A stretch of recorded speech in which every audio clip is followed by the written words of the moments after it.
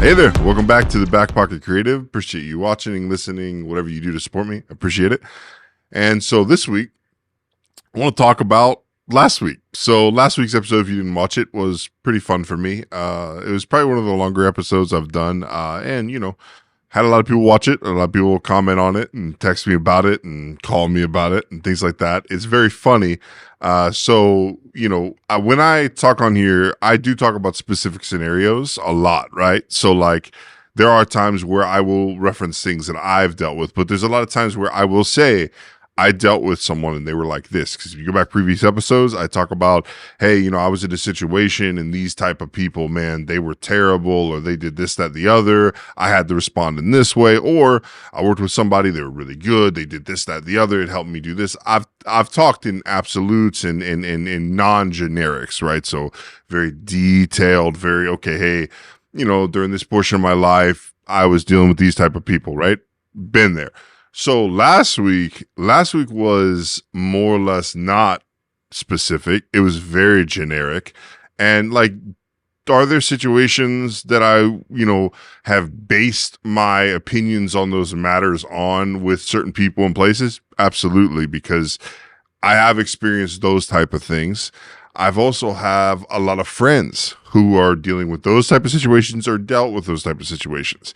And, I filmed these in the beginning of the week. So when things transpire during the week, they're not being added into the episode. I don't know those things when I film these, right? So the funny thing about all of that is I had a lot of people hit me up. Were like, hey, were you talking about so-and-so at this specific place? And then another person, man, you were talking exactly about so-and-so. And I'm like, no, I wasn't. I had about 4 different people and 3 different places that were mentioned. Oh, I thought you were talking about so-and-so. And it's so funny because all 3 listed the reasons why it was that place. And the funny thing about it is I wasn't talking about those places. Now, the best part about all that is it goes to show how prevalent of a problem what I was talking about is. And I mean, that's a pretty rough deal when you have a bunch of people that are completely different places, completely different types of leaders, completely different types of organizations, the way they're run and structured. And you have people who are like, dude, you were talking exactly about this. And they're literally polar opposite situations and polar opposite people and places. And you're like, how is it that I'm speaking in a generic, basically, 30,000 feet up view of a problem, and you're seeing it and you've seen it in the organization you're at or you were at, and now you're like, oh, you were talking exactly about that. And it's like, no, I wasn't. So I think it's funny because to me, it showed how much of a problem it is. And that's why I want to have conversations with other people who have dealt with that type of stuff, because I want their perspective on it. I want you guys to hear their perspective on it, because the truth is no one's really talking about this, like, not at least to the point of saying, hey, how do we fix it? How do we go through? How do we maneuver through it? And then as creatives, how are we supposed to respond when it's not fixed? Because obviously, if you watch the last episode, my advice. My advice is to leave that place because it's not going to get better. But I think having healthy dialogue on how to fix it, on how to steps on how to react to it, are it's responsible for us to do. And so, because when I'm talking on, I don't want to just be presenting a problem and then saying, oh, well, this is a problem, and not be presenting dialogue on solutions. And so it's kind of interesting just because it did crack open a little bit of I guess tough conversations and tough realizations for some people, because they're like, yeah, no, like, you're right, like, in the sense that, like, this is not the right way, but it's the accepted way. But and what I'm referring to is when you have people who don't know how to managing creatives, and people leaving, and that person then blaming the creatives. Oh, well, they're bad, they're wrong, they did this, they did that, and that person just doesn't know how to manage creatives. And it's not a bad thing. I think the problem is, it's like we talked about in the last episode, creatives are just not the same as normal workers, because a lot of their work's unseen.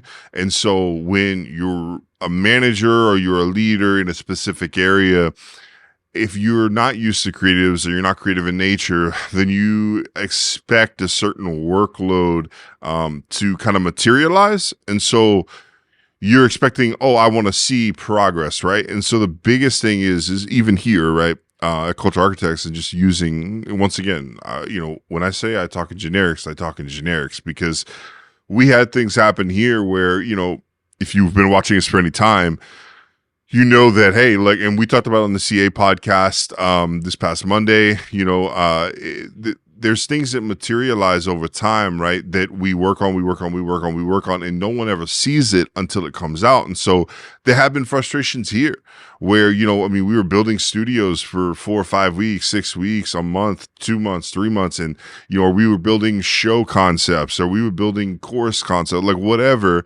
And there was frustration because, there's not something materializing, right? Or there's not something that we can now push out. There's not a product that we can push out. And so then, people that are, maybe not as creative or maybe not as understanding can get frustrated at that. And even creative people that do understand the process can get frustrated because it's like, man, where is this?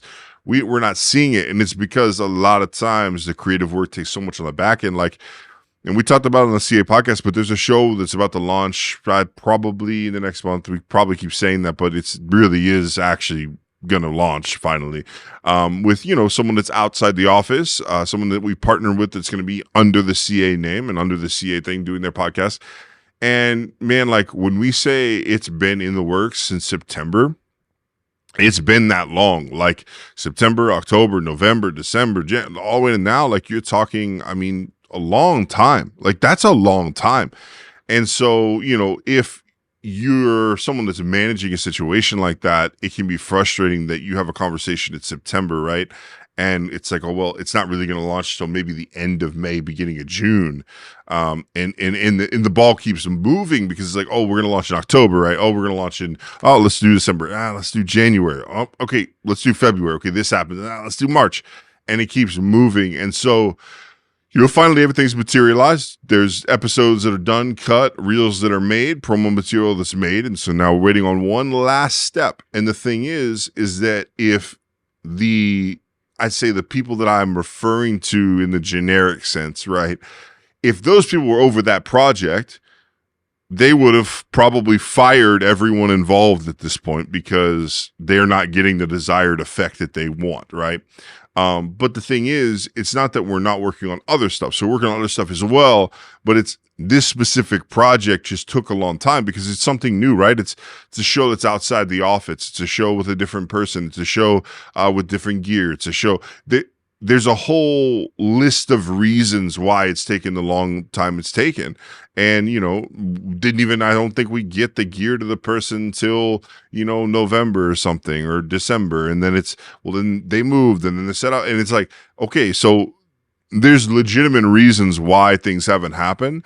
But I think a lot of times because it's creative in nature, there were things that were bubbling on the creative side and the conversational side and the conceptualization that what was happening was, to us, a lot was moving, but to the exterior, to people outside, nothing was moving. And so, what I'm saying is if you don't know how to manage those types of situations with creatives, you just don't belong managing creatives. You can manage people that are just normal workers and people that just do tasks and things like that. But if you can't know how to facilitate that and understand that, like, this stuff also hits delays, that's another thing that somebody didn't even mention on the last podcast because I was more or less just ranting.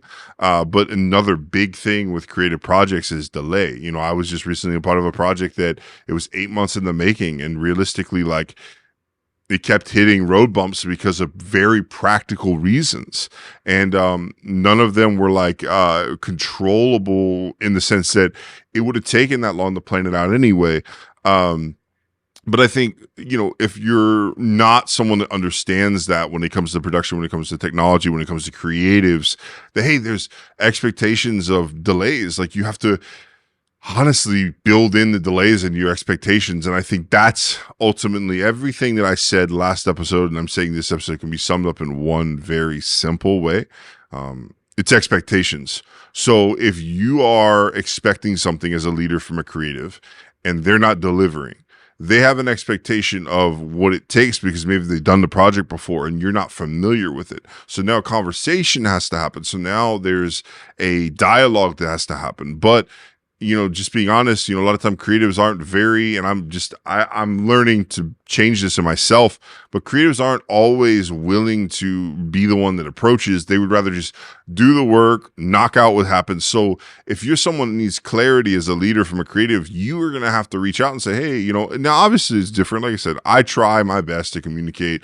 If there's going to be a delay or something, I try to communicate the delay. And if the person wants to know the specifics, then I give it to them. Because to be honest, I work with some clients that they could care less what I do to make it work. They just need to know the timeline. They need to know what the delay is and then when it can be resolved.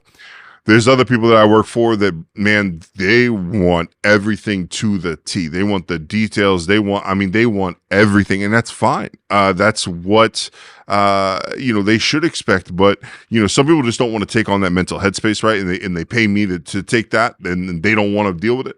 But then there's some people, so I have to be, as a creative, I have to be willing to communicate on both sides, to set expectations on both sides, because, I work for some clients that are like, hey, I don't care when it gets done, I just need it done. And so then it's like, okay, well, I know then timeline is not going to be an issue. So if something's delayed, I don't have to tell them, hey man, I ran into a delay. Now it may come up in talking or in conversation, but if they're not caring about start dates, if they're not caring about launch dates, then it's like, okay, then they don't want to be bothered with that information, like reading the emotional intelligence, because there's some people that just don't want to get messed up with being the guy that knows things. Like they don't want to be, they don't want to be the one that knows how the bacon's made. They just want, hey, do it, make it happen. But you have leaders that are they want to be informed, right? Because what I've known and what I've realized is, as creators, we have to try to not get frustrated with our direct report, because they have a direct report and then they have a direct report. So a lot of times when they're getting frustrated with us because we're not communicating, it's because they're getting asked questions that they feel like they can't answer because we haven't given them the information. So when you're dealing with those type of scenarios as creatives, that's how we can help our leaders. But at the same time, as leaders, you have to try to help your creatives, because if you're not communicating your you can say conversational needs, then it's not going to get done the way that you want because you didn't communicate the way you wanted it. And then it's just going to be, hard. It's going to be headbutting. And the sad part is, especially when you work with creatives that worked in other environments, everyone's used to who they're used to. So a lot of times, managers of creators don't understand how to manage creatives that have been in different environments that aren't their own. So, the truth is it takes about a year or two for a creative to get fully integrated into a staff culture that they're not used to.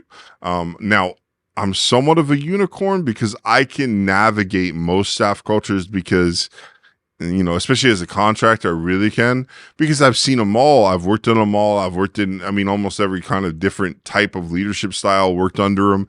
So I know, I can kind of walk in and say, okay, this person's an over obsessive leader. Oh, this person really doesn't care about the logistics, or this person is very trusting and they just want things done. And, if they hire you, they feel like you're a professional, so you get your job done. Then there's some people that, they feel like they're an expert. So what I'll do a lot of times is I will send a product that I would not normally send to a client, because, I would normally polish it and make sure this is right and make sure this is right. These people, I will send, kind of a product that's not completely done, because I know they're going to say, oh, we want to tweak this, we want to tweak this. And I'm going to have 7 revisions. So instead of me taking all this time to edit something the way I would, I need to say, okay, here, now I'm learning their way and it's getting better. But at the same time, what I've learned is it's better to say, okay, let me send out a rough draft, get their take on it, ingest it, do it, send it back out, get their take on it, and then polish it.